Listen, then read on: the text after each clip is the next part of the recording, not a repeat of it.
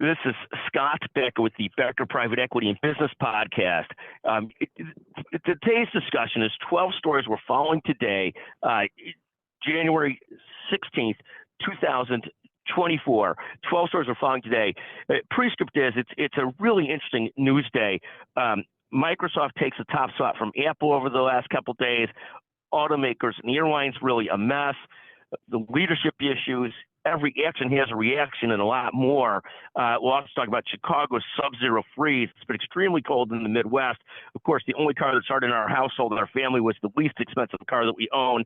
Thank God for Honda, and whatever they're doing it right. Here are 12 stories we're following today.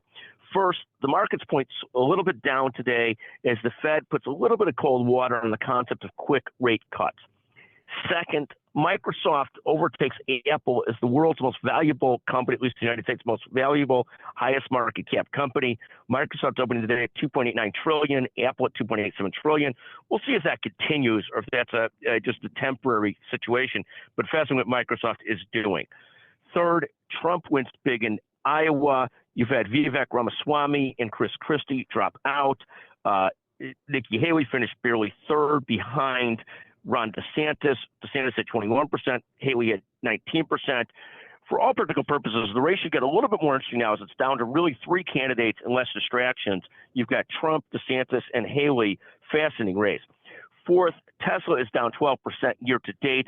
A lot of the car makers, electric and otherwise, are struggling right now. We'll talk about that in a second. Fifth, airline stocks got absolutely pummeled on Friday. American down 9.5%, United Airlines down 10.63%.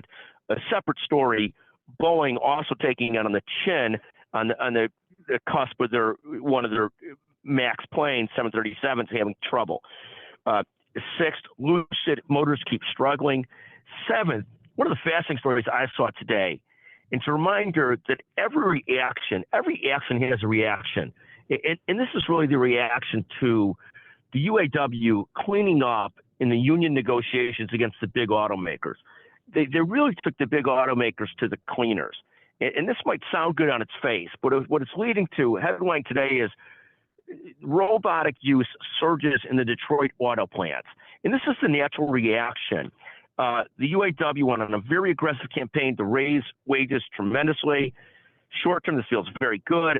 Long term, there's an old adage that in a negotiation, each party should come out mildly unhappy or mildly happy is when you know you've had a successful negotiation.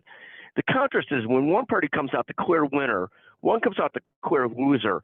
This ends up setting ourselves up for challenges in the long run. And I think that's exactly what's happening to Detroit with the UAW and everything else.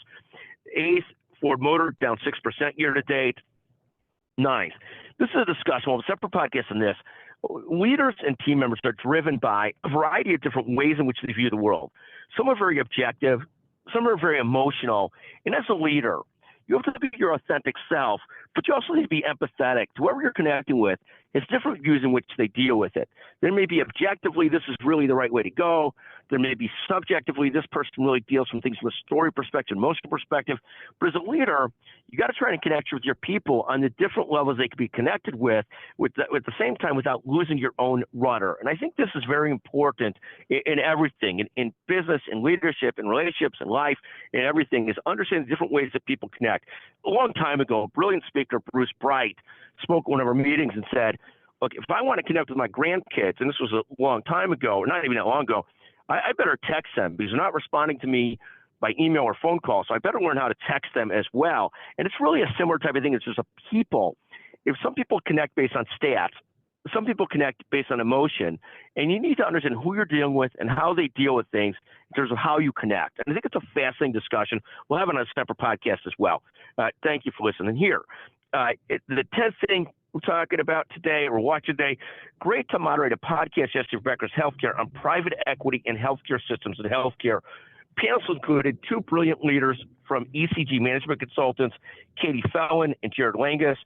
We also had Scott Nordwind, Chief of Strategy at Banner Health, and Justin Ishbia, the founder and managing partner of Shore Capital. That podcast on Becker's Healthcare should be released soon. 11th, Bitcoin opens around 43,000 today. It's down from 48,000 a week ago or so, but still just having a huge upsurge this year so far in the last few months. 12th, finally, excited for the Becker's Healthcare Annual Meeting, April 8th to 11th in Chicago. Let's hope that it's warmer in Chicago then.